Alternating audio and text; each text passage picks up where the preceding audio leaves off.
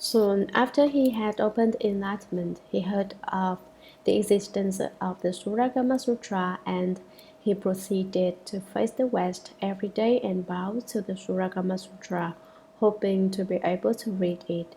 But although he bowed for 18 years, he never did see it. Wouldn't you say that was regrettable? The practices which the virtuous patriarchs of China followed in displaying their respect for the Buddha Dharma show how extremely reverent they were.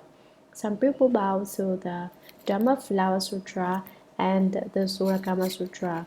They bow once for every word, bowing all day long from morning to night. Some have become enlightened while bowing to a sutra. Thus, there are all kinds of different methods of cultivation. No matter which method you cultivate, all you have to do is to do it single-mindedly. Don't cultivate on the one hand and strike up false thoughts on the other. For instance, I know there are some people here listening to the sutra who are not really listening. They are thinking, after a while I'm going to telephone my girlfriend, or how am I going to answer that letter I got? With their attention focused on these kinds of questions, how can they expect to have any response as far as the Buddha Dharma is concerned? But they still haven't awakened. They don't say, now I'm studying the Buddha Dharma and I should put everything down and concentrate my attention on studying the Buddha Dharma. So in the end, they have no idea what I have been explaining, and sometimes if they become aware of it, they say it is meaningless. That's the kind of fault they have. Sutra, what do you think? Are these flavors produced from emptiness? Do they come forth from the tongue, or are they produced from the food? Commentary. Ananda, what is your opinion about the flavors of these curds, buttermilk, and clarified butter which you say are supreme? What do you think? Are these flavors produced from emptiness? Does emptiness bring forth these defining objects of flavors? Do they come forth from the tongue? Are these defining objects of flavor produced from the organ of your tongue, or are they produced from the food? Or is it that the defining objects of flavor arise from the things eaten? Sutra again, Ananda. Suppose that the flavors came from your tongue. Now there is only one tongue in your mouth. When that tongue had already become the flavors of curds, then it would not change if it encountered some dark rock candy. Commentary. Again, Ananda, what did you say this flavor is produced from? Is it produced from emptiness? Is it produced from the tongue? Or is it produced from the food? Tell me. Suppose that the flavors came from your tongue. You may say the organ of your tongue produces this flavor. Then, when you eat something, say curds for example, the tongue would become the flavor of curds. Now, there is only that one tongue in your mouth. When that tongue had already become the flavor of curds, then it would not change if it encounters some dark rock candy. Dark rock candy is made out of sugar cane, and it is as hard as a rock. It was probably an ancient method for making candy that created it. Your tongue has already changed to the flavor of curds, so when you eat candy, it will not be sweet. Why? You only have one tongue, and so it will have only one flavor. You cannot change one tongue into so many flavors. Sutra, suppose it did not change, that would not be what is called knowing tastes. Suppose it did change, the tongue is not many substances, and how could one tongue know so many tastes?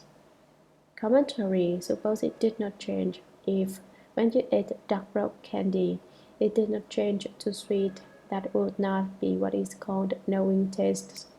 Then the tongue would not be functioning as an organ that recognizes tastes. Suppose it did change. Suppose that when you ate curds, for instance, there was the flavor of curds, and When you ate candy, the flavor changed to sweet.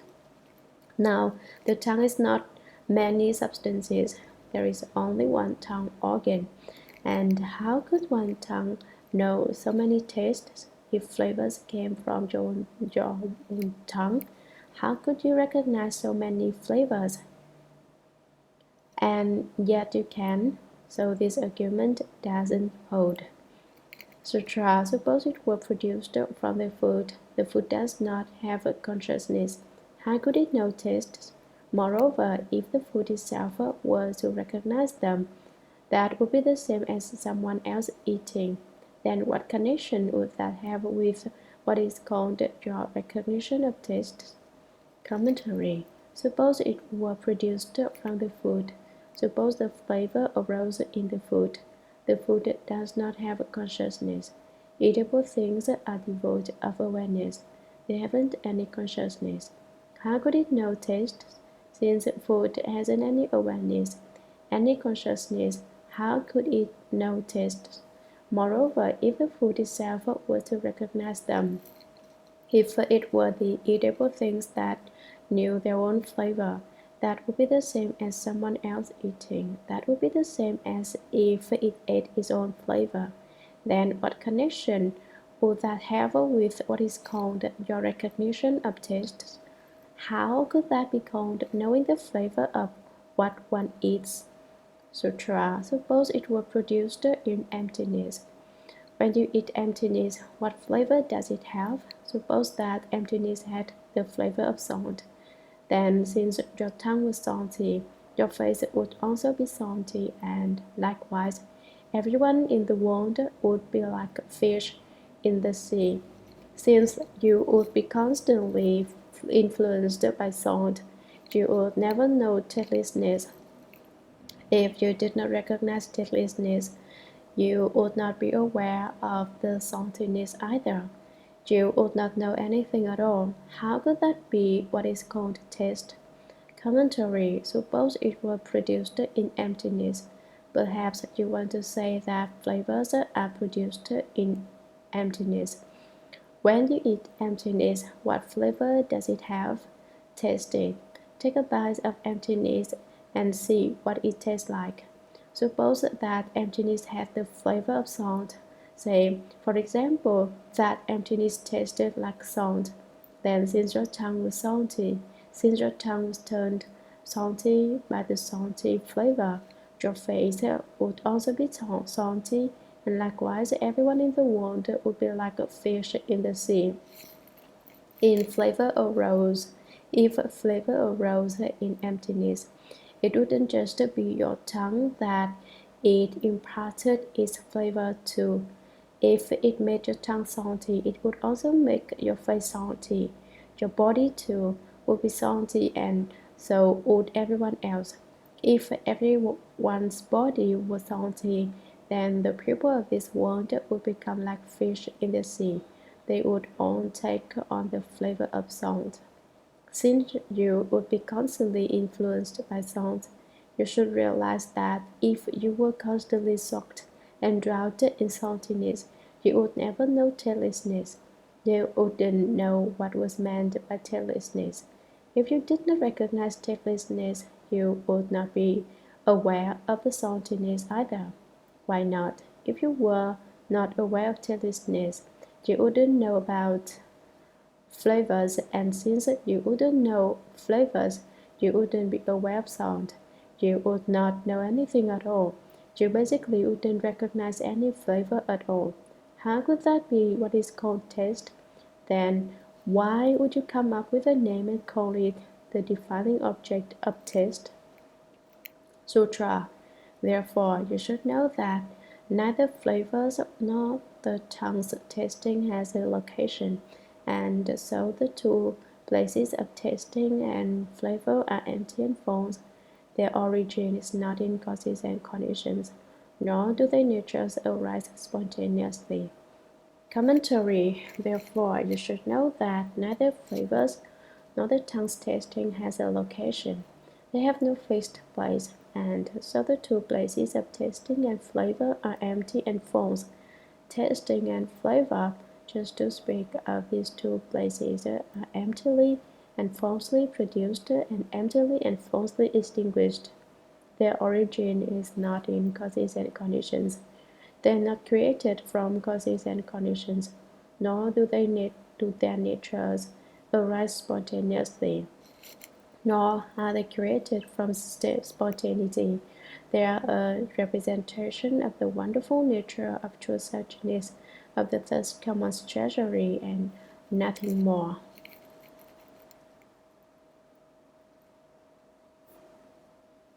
Sutra Ananda. Early every morning you rub your head with your hand. Commentary. Buddhist monks are supposed to rub their heads 3 times every morning to see if they have any hair. If not, why not? Oh, they are monks. They are people who have left the home life. This practice was adopted because when Shakyamuni Buddha was in the world, the adherents of a lot of externalist sects took refuge with the Buddha. Afterward, the Buddha taught the monks to rub their own heads 3 times every day in order to help them remember that they were monks. Ananda was very attentive to the teachings, and so he faithfully put this instruction into practice every day at daybreak without fail. Ananda, early every morning you rub your head with your hand. You rub your monk's head with your hand in order to help you remember why you haven't any hair. It is done to teach people not to forget what they are all about. The Buddha asked Ananda about it in order to begin his explanation of the 2 places of the body and the defiling objects of touch, the 9th and 10th of the 12 places. Sutra. What do you think when there is a sensation of the rubbing? Where does the ability to make contact lie? Is the ability in the hands or is it in the head? Commentary. Where does the sensation of contact lie? Ananda, I'm asking you a question. When you rub your head, a sensation of contact arises. What do you think when there is a sensation of rubbing? Where does the ability to make contact lie? Your hand is aware of the rubbing, and so is your head, which is the one that is able to do the touching, which is the one that is touched. Is the ability in the hands or is it in the head? Does the ability to make contact lie in the hands or in the head? Speak up. Sutra. If it were in the hands, then the head would have no knowledge of it, and how could that be what is called touch? If it were in the head, then the hands would be useless, and how could that be what is called touch? Commentary. If it were in the hands, then the head would have no knowledge of it. If you say the touch lies in the hands, then the head would not know when you rubbed it. And how could that be what is called touch? If the head does not know, it cannot be a case of touch. If it were in the head, then the hands would be useless. If you say the power of touch lies in your head, then your hands would not be aware of any sensation. And how could that be what is called touch? Ananda, you explain it for me. When the monks rub their heads 3 times, they recite a very meaningful verse, which I will recite for you. Guard your mouth, collect your mind, and do not commit transgressions with your body. Do not bother any sentient being.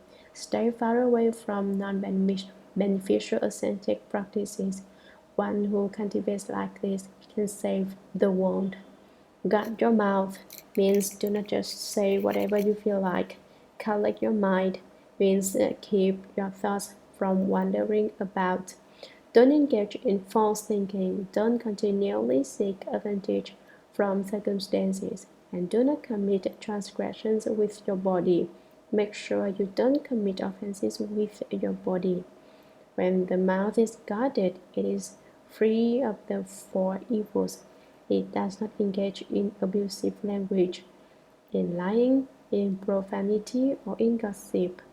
With a collected mind, one has no greed, hatred, and stupidity. When no transgressions are committed with the body, one does not engage in killing, stealing, or sexual misconduct. Even thinking of such things is not permissible. Do not bother any sentient being. Don't cause any person or any living being whatever that you come in contact with to give rise to affliction. Don't give living beings trouble, even less should you bother the pupil you are cultivating with. Sometimes you intentionally make a mistake and cause people else to be upset. In such a case, you should find an opportunity to explain yourself and not just let the problem escalate. Stay far away from non-beneficial ascetic practices. These are bitter practices which are of no benefit, such as the way some people in India imitate the behavior of cows and dogs, sleep on beds of nails and roll in ashes to cover his bodies with filth. What meaning is there in such practices? What aid is that in cultivating the way the filthier you are, the dirtier your mind is? When the outside gets dirty and you are always thinking about the filth, your mind is also filthy. These are what are called non-beneficial ascetic practices. Do not engage in them. You should do things which are of benefit to pupil. Do not do things which are of no benefit to pupil. Stay far away from beneficial ascetic practices. One who cultivates like this can save the world. Like this means that you do not bother any sentient being, do not engage in non-beneficial ascetic practices, and do not practice in dharmas of externalist sects. What is meant by the dharmas of externalist sects? Shakyamuni Buddha practiced the middle way according to his method of cultivation. He taught his disciples to eat vegetarian food, no, not to eat meat, or if they eat meat, to eat the three kinds of pure meat.